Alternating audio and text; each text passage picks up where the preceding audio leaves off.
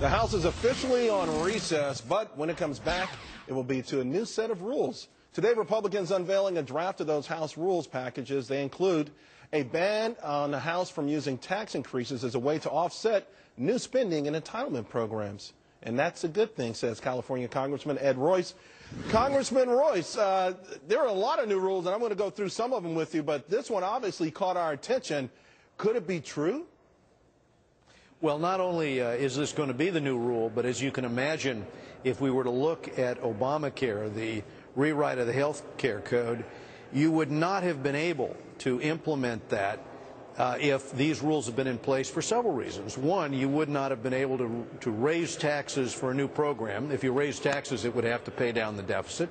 Second, you would have had to go out beyond the first few years and look out beyond 10 years to see whether or not it was going to add to the deficit. Clearly it does, but as you know, they managed to avoid the effect of that by disguising the fact that in the early years the subsidy doesn't kick in, just the tax increases. Lastly, all the bills now have to be in print for 72 hours so that the people can really see and the media can see what is in the legislation. No more we have to pass the bill to find out what's in it, as Speaker Pelosi said. So these are real changes that will make it much more difficult in the future to push legislation which is not going to be paid for. So promised transparency finally arrives. I got to tell you, I bet you there are a few people watching the show who are probably skeptical because we kind of heard all of this stuff before, but this is true. This is actually going to happen. Well, and here's how we ensure it does. In the past, even if you enforced the 3-day rule for things to be in print, if the chairman kept it close to the vest and members were lining up to read it, there's no way for the public to know what's in the bill. Now what we've done is we have put it online.